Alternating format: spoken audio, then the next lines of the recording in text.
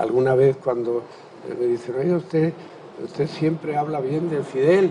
Digo, bueno, yo hablo de Fidel, que yo conocí, que yo he querido siempre en el colegio, porque inclusive, tengo que decir, porque es una verdad, que a mí una vez me salvó la vida. Y esas cosas no se pueden olvidar nunca.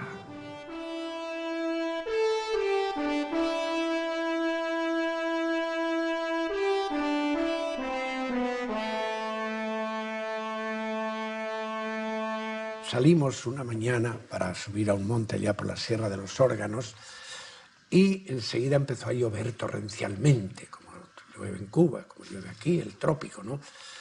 Y entonces, como eran las montañas, pues claro, el agua empezó a caer para el río. El río se llama el río Taco Taco, que tiene muchas curvas porque está en la montaña. Y entonces ya era casi al anochecer cuando llegábamos al campamento, que lo teníamos al otro lado del río. Y entonces yo le digo, Fidel, adelántate a ver cómo está el río. Y él se adelantó y vino y dice, padre, 100 metros antes de llegar al río ya me da por el cuello el agua. Y dije, pues hay que pasarlo, porque tenemos que pasar el río, porque aquí llevamos nosotros 40 muchachos que no son tan fuertes como tú y como yo, que no pueden aguantar pasar una noche bajo el agua sin haber comido. Hay que pasar el río de todos modos. ¿Cómo lo hacemos? Bueno, pues mira, vamos a hacerlo así, mira. Y entonces yo tenía allí una soga muy buena. Yo había hecho un poquito de scout en Inglaterra, scouting y esas cosas, sabía un poquito de esas cosas. Entonces, pues, le digo, mira, Fidel, tú eso tienes que empezar tú, ¿eh? Aquí tú eres el jefe y hay que dar el ejemplo. El ejemplo lo da el jefe, de modo que el líder. Tú muerdes esta soga con los dientes. No la agarres con la mano, que te puedes matar o ahorcar, porque el río era un torrente que arrastraba piedras. Después nos enteramos que aquella tarde había muerto allí un guajiro con su caballo. Al intentar pasar el río con el caballo, le cogió la corriente, cayó el caballo, se enredó en el caballo y se ahogaron caballo y campesino. De modo que yo le digo, mira, tú muerde la soga con los dientes y no la sueltes. Y aquí está la voluntad de Fidel, no soltarla. Tú muerde la soga y yo te voy a ir dando soga. Cuando ya tú tengas que nadar, él nadaba bien, tú empiezas a nadar y yo te voy dando soga y te voy dando soga. Efectivamente, él nadó, llegó al otro lado a una distancia de 25 metros o qué sé yo, que le llevó la corriente, ¿verdad? Pero llegó al otro lado con la soga mordida y entonces ya pues me dijo, ahora tú amarra la soga ahí a un árbol, yo la agarro al otro árbol y todos agarrados a la soga pasamos el río sin ningún problema. Pero yo, tonto de mí, quise salvar la soga y naturalmente yo me reservé ser el último, porque tenían que pasar todos primero, había que estar seguro que todos los muchachos habían pasado, será una responsabilidad mía con esos muchachos. Entonces yo me quedé el último y cogí la soga con la mano, ¿verdad?, para ir pasando. Claro, cuando llegué a la mitad, pues la corriente me cogió y me arrastró y me llevó. Y cuando Fidel vio que yo iba llevado por la corriente, se tiró a salvarme.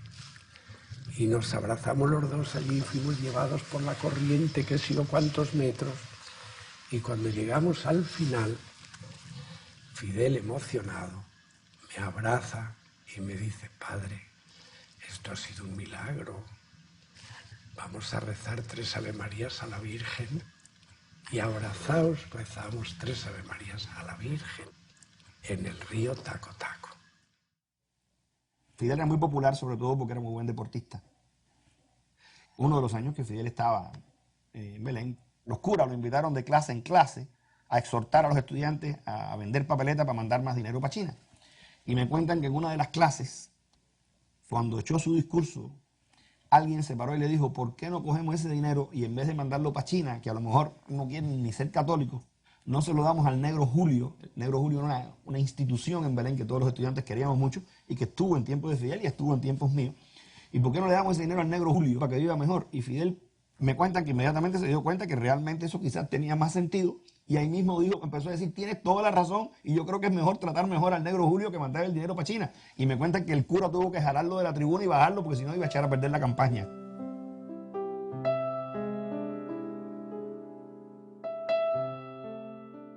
Yo soy Ángela Castro Ruz, la hermana mayor de Fidel, que le llevo 4 años. Cuando íbamos a bañarnos al arroyo de allí del Batey, a veces iban algunos de los muchachitos de la zona y se bañaban también con nosotros en la poseta aquella. Y Fidel vio un día a uno de los niños que estaba tan mala su ropa y cogió y le dijo, llévate, mira, ponte mi ropa. Dice, ¿está loco? Y si tu mamá me ve, me dice que yo me la robé. Dice, no, porque yo le voy a decir que la corriente del río se la llevó y tú vas a decir que te la encontraste enganchada en una mata que estaba a la orilla del río, por allá abajo, y entonces ya ella ya sabe que no, que tú no eres ladrón. Y entonces así lo hizo, pasó todo como lo previó. Mi mamá ve al otro día al chiquito con la ropa en la tienda y dice, mira la ropa que se le perdió a Fidel, ¿fuiste tú? Dice, no señora, yo no, yo me la encontré en la orilla del arroyo, enganchada en unos matojos, ahí, unos males. Entonces, y las recogía, no sabía que eran de Fidel. Ah, bueno, está bien. Pero ella era la primera que cuando veía a alguien así mal, le regalaba. ¿Y qué edad tenía Fidel en aquel tiempo? En aquel tiempo debe haber tenido 6 años y pico. ¿Usted conoció a Benito Castellano? A Vilito, sí, como no, sí, él a la par que nosotros, allí en Virán, porque nosotros vivíamos a 10 kilómetros del central, y ellos vivían en el central, tenían su farmacia allí, y era la única farmacia, además siempre se iba al lugar. Además de ellos mantener relaciones de amistad con la casa. Como mi padre era el farmacéutico, pues entonces alquilaba un automóvil y dice, vamos a hacerle la visita a don Castro, a don Ángel. Y entonces, pues, mamá, mi hermana más chiquita y yo, pues, íbamos allá y entonces, pues, nos recibía don Ángel con Lina y los hijos. La familia, tomábamos café y conversábamos, era una visita de cortesía. Y yo recuerdo, a mí me impresionó un diálogo, porque en aquella época Raúl era muy bellaco y un poco que le daba dolores de cabeza al viejo y a la mamá. Sí. Y entonces dice el viejo Castro, este muchacho, algo así quiso decir, es un poco rebelde, un poco indisciplinado, algo así.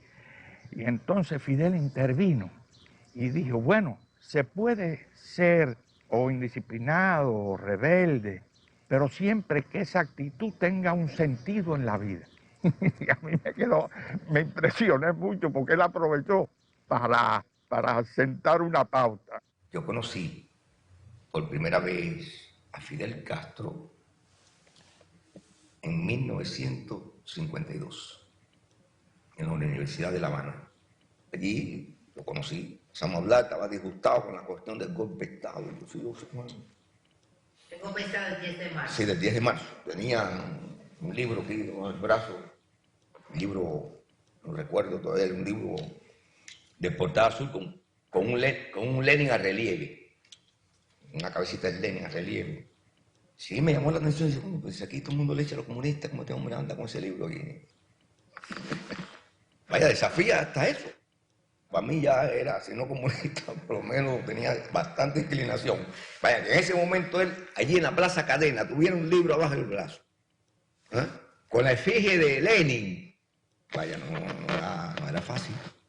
En aquellos momentos, y el barrio abajo, hablaba, yo no era comunista. No.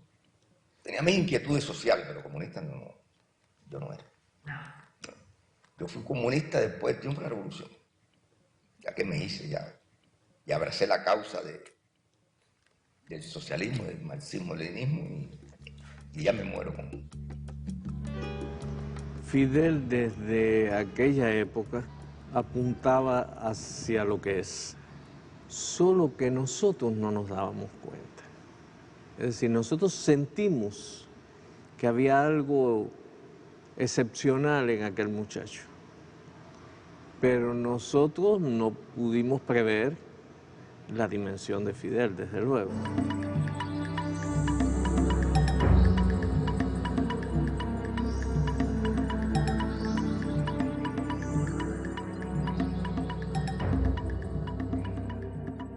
Cuando estábamos en México, era el trío Fidel, Montané, Melba, para todas partes, juntos. Fidel, Montané, Melba, para todas partes. Nosotros dos nos íbamos a Cuernavaca, en luna de miel. Que con el pretexto que él le quedaba todavía con un interrogatorio que hacerle a ella, que sería bueno que, que él se incorporara también a la supuesta luna de miel. Entonces, el día que nos íbamos para Cuernavaca, dice Fidel que él se sentía tan cansado, que necesitaba descansar un poco, que él podía meter unos cuantos libros en su maleta, y entonces se iba con nosotros para Cuernavaca. Y a Chucho le dio el arrebato. Entonces, no puede ser, no, vamos a hacer una cosa, te vas tú y Melba y yo nos quedamos acá. Chucho se arrebata. No, Montané, no te pongas así.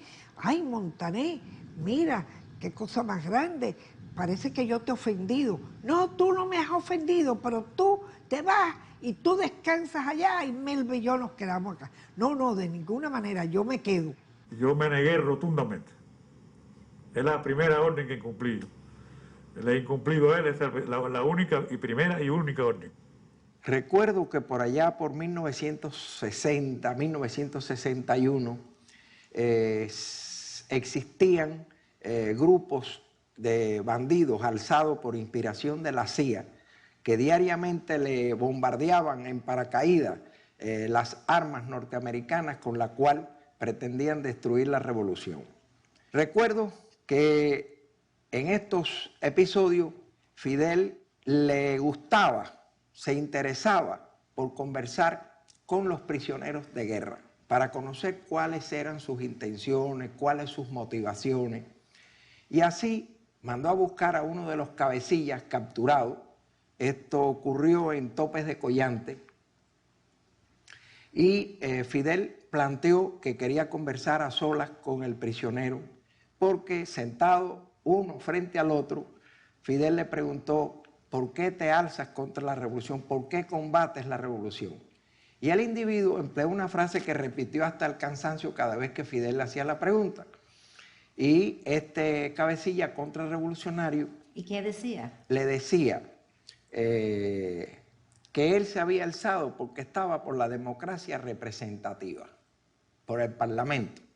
Y Fidel le decía: bueno, pero tú tienes que saber por la edad que aquí el Parlamento nuestro era un parlamento en su mayoría de bandidos, de pillos, de ladrones, que no decidían nada en los destinos del país, que era una mascarada de democracia.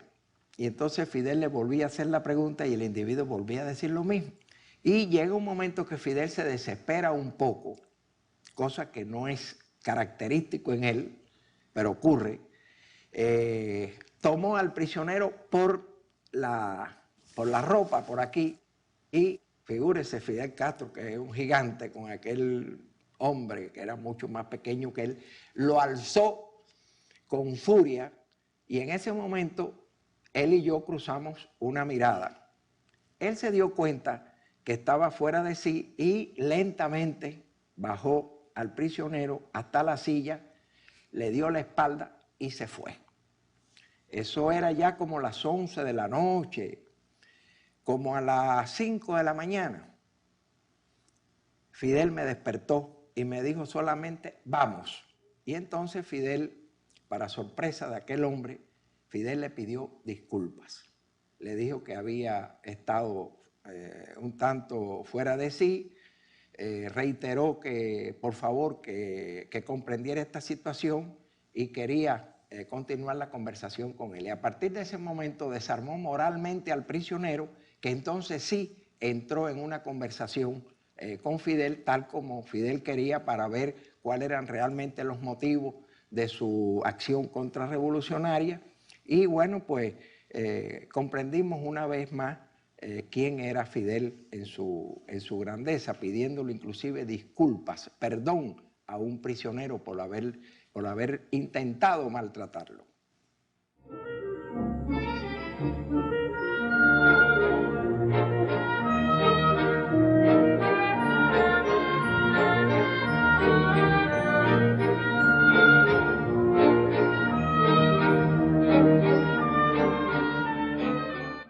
Nosotros habíamos hecho una temporada muy dura y habíamos llegado de una gira muy larga, muy dura. Y él vino a hablar con nosotros y dice, ustedes necesitan descanso. Nosotros tenemos un lugar que vamos a abrir. ¿Qué ustedes piensan? ¿Pueden ir a ese lugar? Y digo, bueno, ¿cómo no? A Guamá. Y nos dio entonces unos días de descanso en Guamá a toda la compañía. Fue precioso, unos días preciosos. Ay, nosotros pasamos una cosa de lo más graciosa.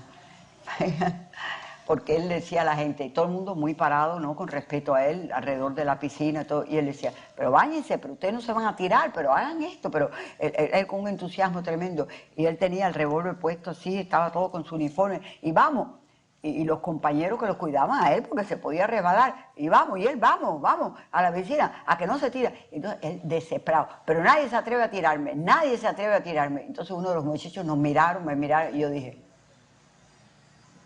y entonces parece que él vio mi gesto de mi cabeza, ¿no? Tírenlo. Entonces él hizo así, se empezó a quitar todo eso, se quitó el saco. Dice, no se atreven, no se atreven. Fue un grupo de muchachos y le digo, y para el agua fue. Y fue tan divertido, parecían niños todos. Parecían niños, la diversión más pura que he visto yo. He maintains his child's mind, and that is very wonderful. Not many people can hang on to the child's curiosity, and he does. And I've seen it. I mean, when he reunited with Angela, when we all went to see him, and they were embracing, and he thought nobody was looking, he was examining her dreadlocks.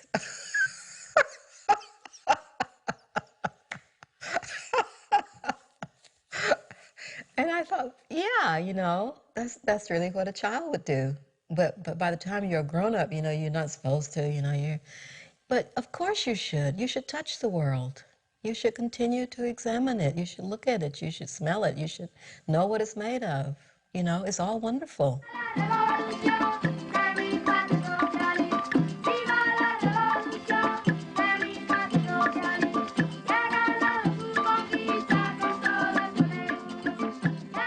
Castro is a phenomenal leader. We talked maybe for almost 2 days and 2 nights. He goes on and on. We was talking. He was speaking English. We were talking, you know, back and forth. So at some point I said, Castro, just drop the translate. Let's just talk. And he just began to talk English. And he did. He talked English. And so I said, now, the day you asked me to go to your school with you, and so I did. Tomorrow I want you to go to church with me. He said, I haven't been to church in 27 years. I said, well, go in there, I'm your guest. He said, well, I will. And we walked down the street from the university, walked into the church, and those ministers saw Castro of that church. They did not know what to think. We walked in and sat down, and we both had remarks.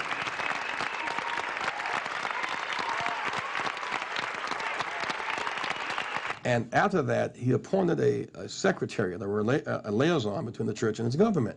It really came out of our dialogue.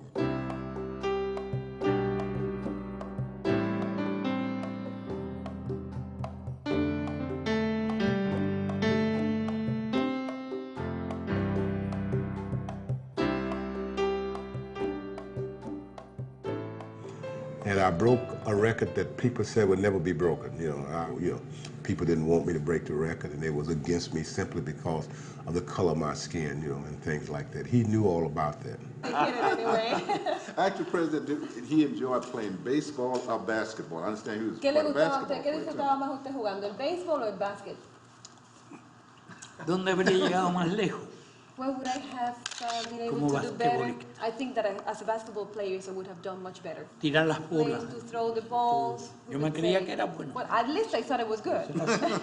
I heard he was good. Subjetivo. I had to take advantage of the fact that here I was standing in front of one of the world's greatest ambassador, I guess, in the world, you know, a name known all over the world, and here I am standing before him, and I said, I got to get some baseball signed.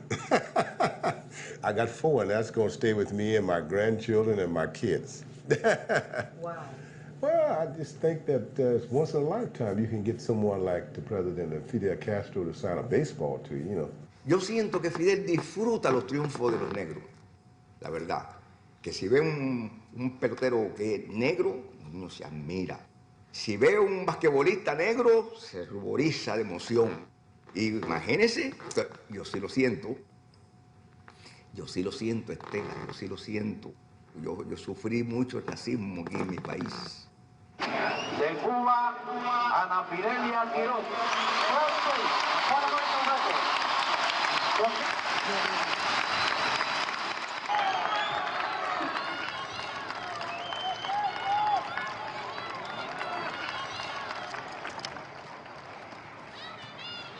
Y yo en especial le debo mucho a él porque, bueno, cuando mi accidente, él fue la primera persona que estuvo allí al lado de mi cama para darme el primer aliento de vivir. Y por eso le debo mucho. ¿Te acuerdas de eso? Yo sí me acuerdo de eso.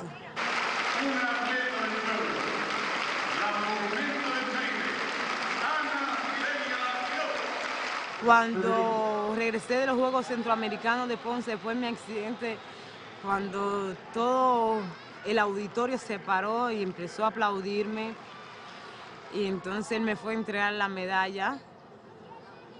Y sí lo tengo grabado en un video cuando él se le ve el rostro como que quiere llorar así, y se le ve el gesto que hace, pero bueno, él es una gente fuerte y se contuvo.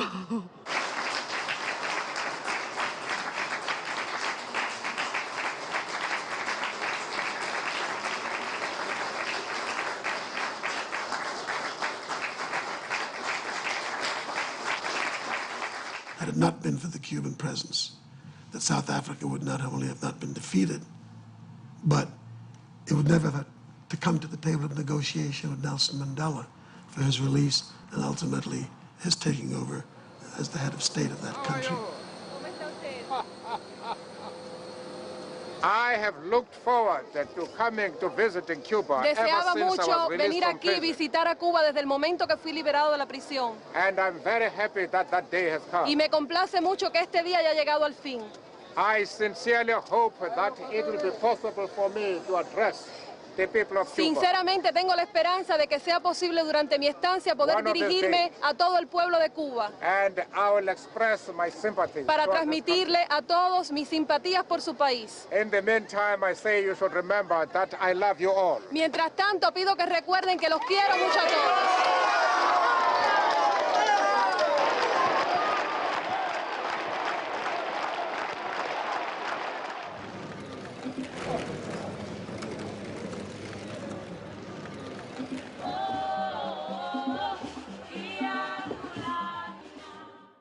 Si eres un hombre que le es difícil estar solo, si está solo, busca a alguien para hablar con él. Si está solo, busca a alguien para hablar con él, porque es un hombre muy comunicativo, y por lo tanto yo creo que el castigo más duro que recibió Fidel fue en aquellos meses que estuvo solitario. Lo pusieron solitario en el presidio Modelo, el presidio Isla de Pino. Fue lo más duro castigo que se podía inventar para Fidel, porque Fidel constantemente necesita comunicarse, hablar, comentar sus ideas, sus proyectos. Y cuando Raúl me cuenta que cuando le llevaron a Raúl para allí, para la misma celda, pues entonces ya hablaba constantemente con Raúl, y a veces a medianoche lo despertaba para decirle, tengo un proyecto, para cuando triunfemos, ¿no? Para cuando la revolución triunfe, y le empezaba a hablar de un proyecto. Raúl le decía, déjame dormir, me lo puedes decir mañana perfectamente, y no a medianoche.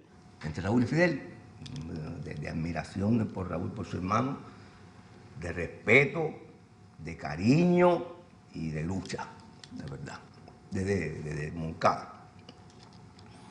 Siempre lo he visto, ¿verdad? Él a buscar a su hermano. Fidel tiene mucho cariño a Raúl, mucho afecto, igualmente me parece que corresponde. Lo va a ver, Donde quiera que esté su hermano, él desaparece allí, la verdad.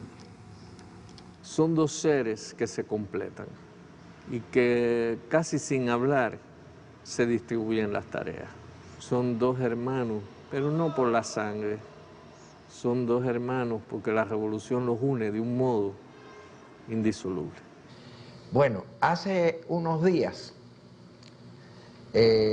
tuvimos una reunión de camaradas, de amigos.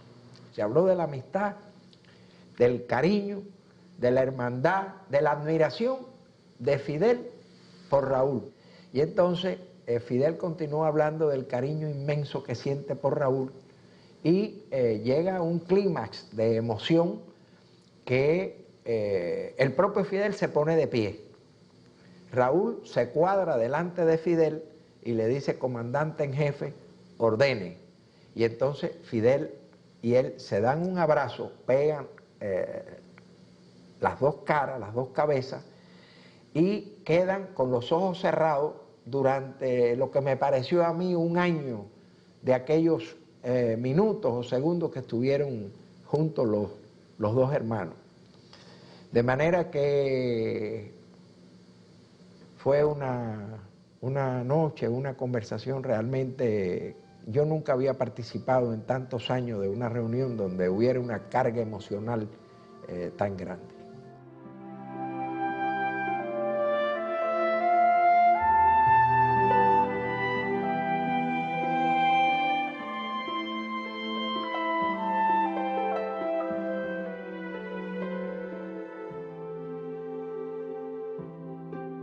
En esos días yo veía carteles, fotos de mi papá con letreros abajo, y yo decía: ¿pero y esto qué es? ¿Por qué? No tenía una explicación lógica y preguntaba.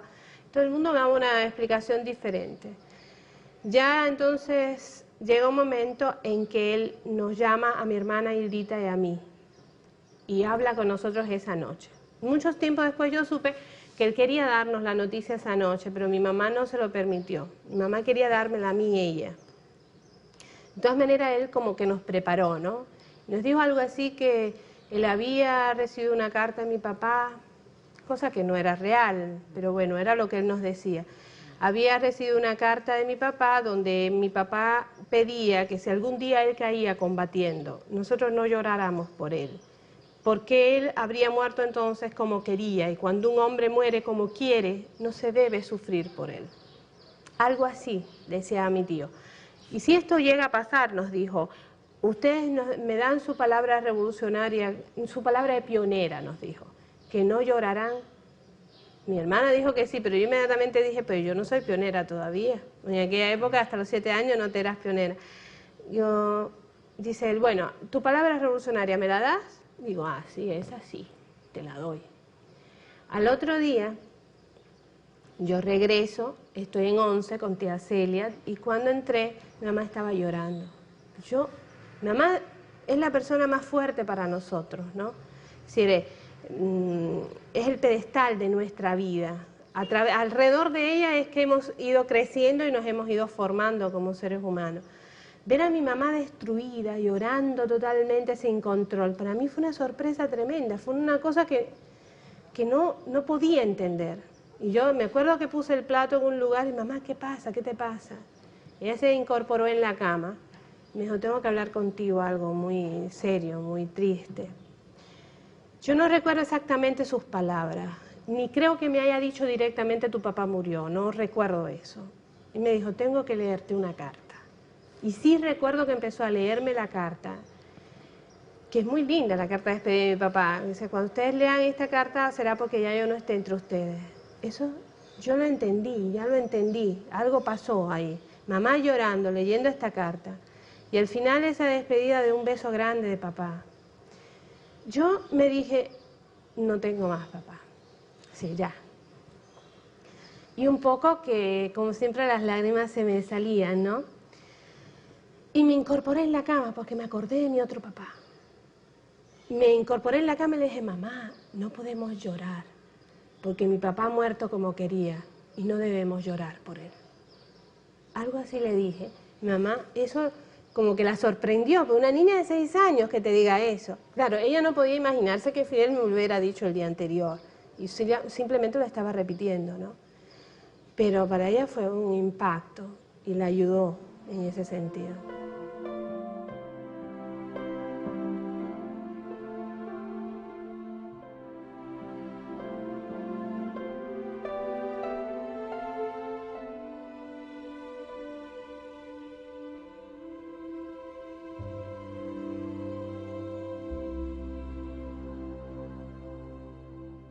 Something happened that has remained with me for all of these years. It's helped me in the role that I play. There was the vast celebration in the Plaza de la Revolución, and Fidel was to speak, and then I was going to speak as well. Now, first of all, I was totally terrified of speaking to a crowd of 200,000 people, or 300,000 people, however many there were. And he said, well, don't worry. Don't worry if you're nervous. I always get nervous. You know, before every speech I make, I get nervous. And that sort of taught me a lesson. I continue to get nervous every time I speak, and I continue to think about Fidel whenever I get nervous. And, you know, of course, I remembered the slogan that emerged out of a speech that he gave, turn adversity into triumph, turn a defeat into a victory. Cuando él camina hacia el podio, él lo hace en una forma muy de él, muy sui generis, que conlleva timidez. La forma que él planta, porque yo sí, cuando estoy mirando a Fidel, yo lo estudio de arriba abajo y de abajo arriba.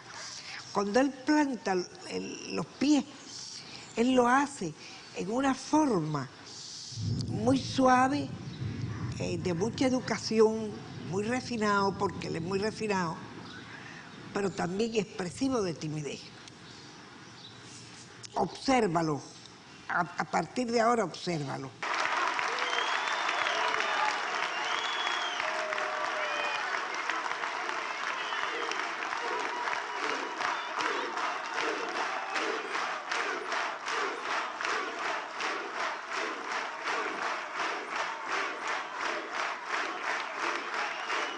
Fidel habla com as manos. Esse é um dos recursos cênicos mais fortes que domina. São muito expressiva. Sempre apunta o dedo, imperialismo, né? Se põe a reflexionar quando hace as pausas, se põe os dedos assim na cara, né? Se pergunta, ou então se hace esta expressão com os dedos. Isso é muito forte em ele, a coisa das manos. Fuerte. En Fidel hay una extraña relación entre las manos, los ojos, las expresiones del rostro y desde luego su voz, que es algo muy particular. ¿Quién podría creer que 5 años después de la desaparición del campo socialista aquí estaría Cuba? Revolucionaria, socialista, luchando, resistiendo. ¿Quién podía decir que estaríamos haciendo las cosas que estamos haciendo ahora? ¿Quién podía imaginarlo?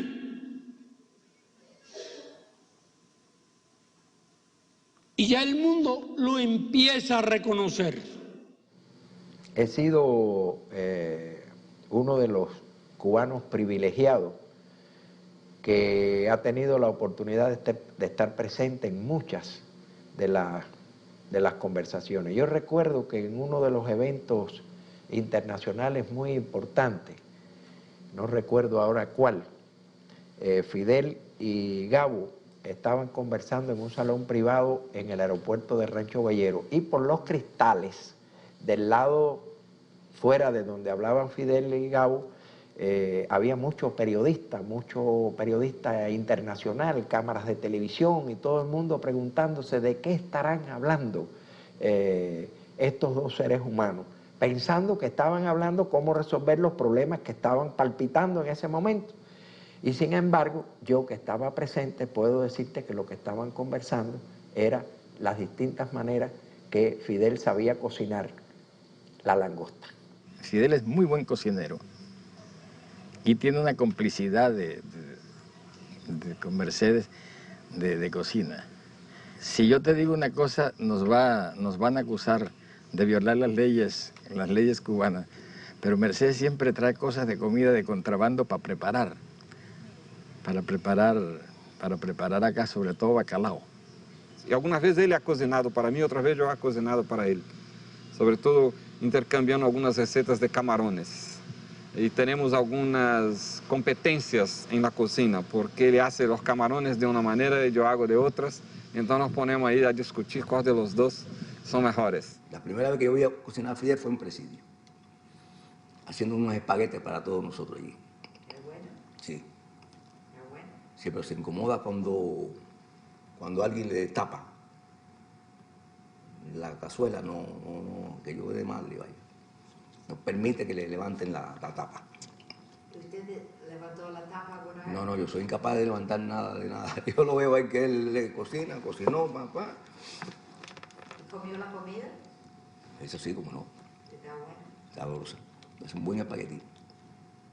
Una vez, en estas sesiones de cocina, se le metió en la cocina a Mercedes y le estaba tratando de corregir lo que estaba haciendo y decía que no cortes esto así, que no hagas esto. Y Mercedes ya le dijo con mucho afecto: mire, comandante, usted mandará en su isla, pero yo mando en mi cocina. Y se fue. Fidel me dice: me ha dicho una cosa que tiene toda la razón. Ella manda en su cocina, de manera que fíjate qué bueno que me lo dijo. Me pregunta cómo cocinas esa, no la pones a la plancha. No, yo lo hice ahí a la candela, lo que usted. No, tus langostas. Ah, la langota sí. Eso no es la plancha ahora. Es un error. No llevar la plancha, la seca mucho y la pone dura. Pero yo nada más le doy un minutico. En la fórmula mía con los 12 no, esa es la minutos mejor, esa es la mejor. La mejor. Es lógico, recientemente lo probamos. Sí. Al horno después de 350 grados apagado. ¿Y actualmente alguna vez cocina? Sí, de vez en cuando. ¿Así? ¿Con un libro? ¿Usted cocina con un libro? No, nunca miro un libro. A mí me parece un desorden. ¿Le ponen café también?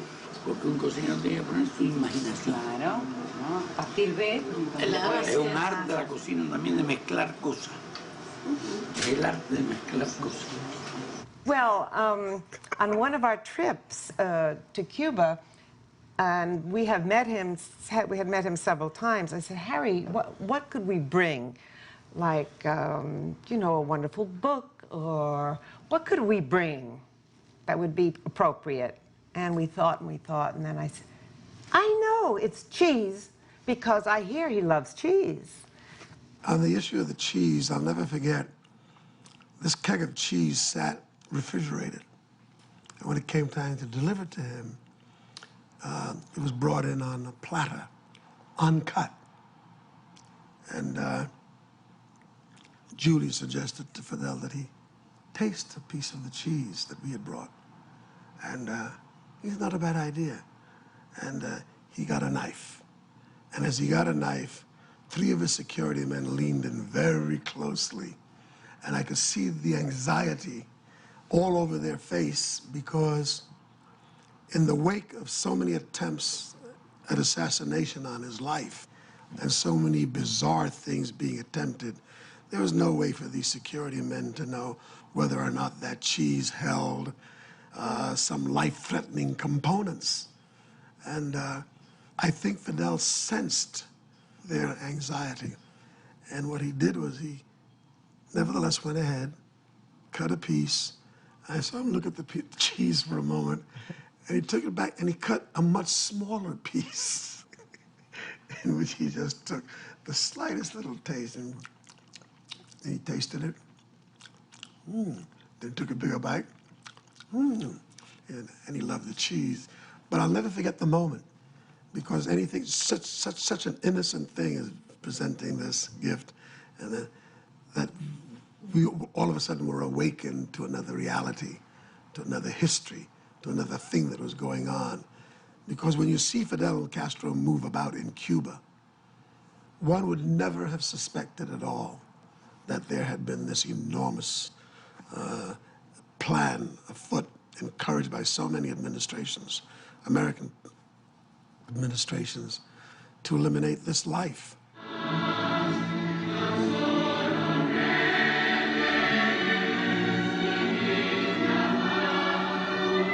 Yo diría y digo que sí hay una relación especial, que hay una gran amistad entre el Gabo y Fidel. Realmente lo que consolidó esa amistad fueron los libros. Porque le pregunté, bueno, ¿qué estás leyendo? Y me dijo, no tengo tiempo de leer por estar leyendo documentos. Y pero eso es horrible, es esterilizante y es estresante. Yo te voy a traer libros para descansar. Y empecé a traerle bestsellers. Él no traía bestsellers porque todo el mundo piensa que como es Fidel Castro dan libros sumamente importantes, que generalmente son sumamente aburridos. Entonces recuerdo que el primero que le traje fue el Drácula de Stoker, el original. Estaba en unas maniobras militares, no era en Pinar del Río, no recuerdo dónde. Estuvo trabajando todo el día. Le di el libro como a las 11 de la noche. Y al día siguiente llegó a las maniobras sin dormir un minuto. Me dijo, no me ha dejado dormir el maldito libro que me trajiste.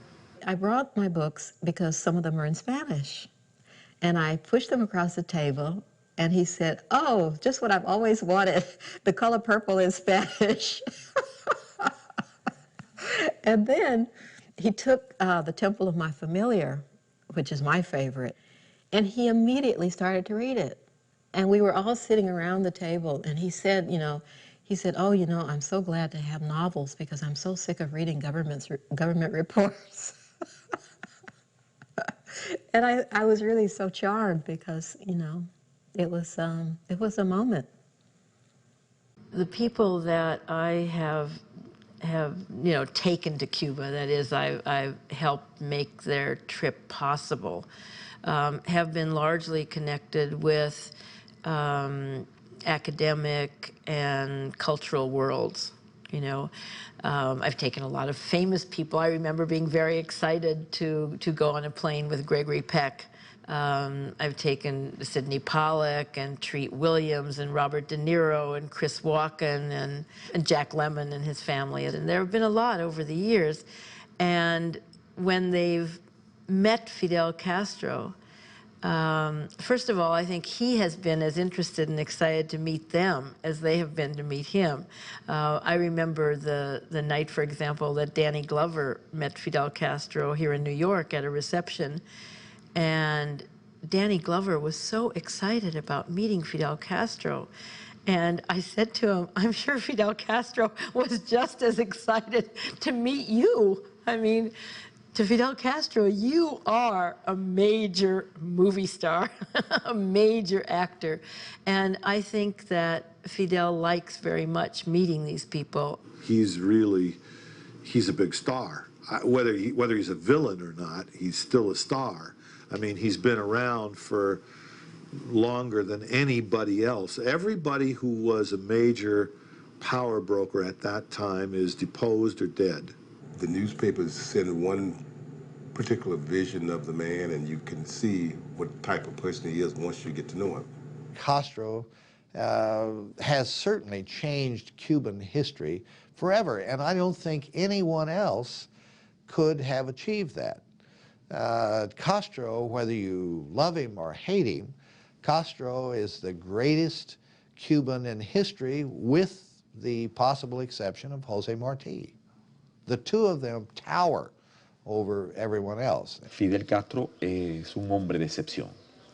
Es un ser humano extraño, de esos que pasan de cuando en cuando por la tierra. Es un hombre que jamás en esta vida va a encontrar su plenitud, porque Fidel cree que es posible el cielo en la tierra. I think Fidel is who he is. He's unique to his time.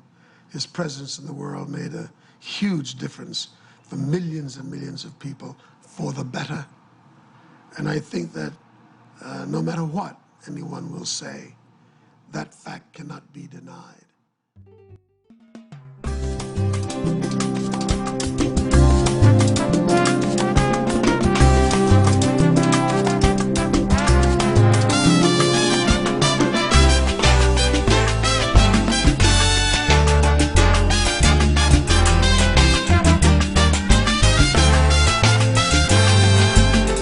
Hay un hombre que sueña la luz, la belleza,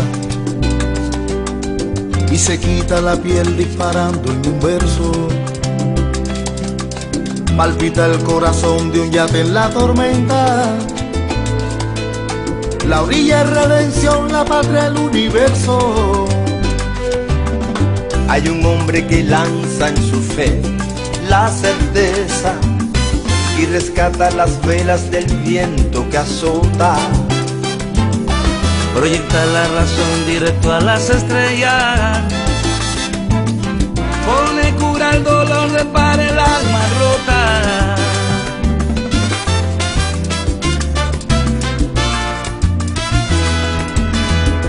Hubo girones y molinos y salió el sol tras el diluvio.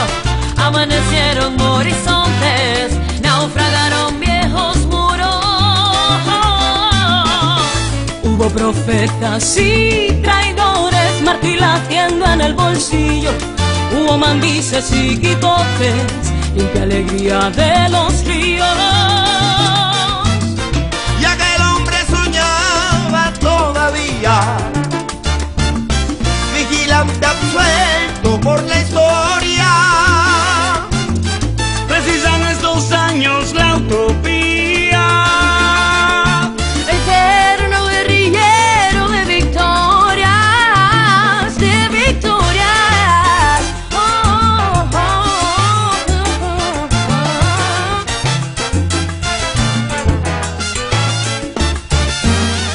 Hay un hombre que lanza la fe directo a las estrellas.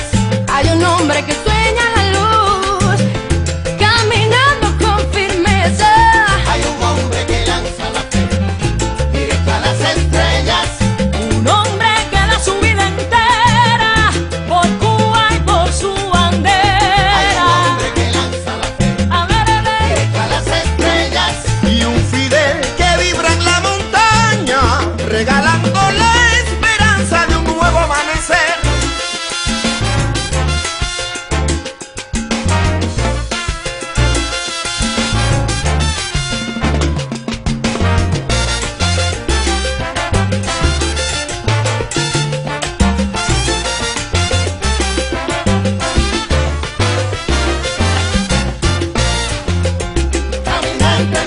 Caminante no hay camino, óyalo bien.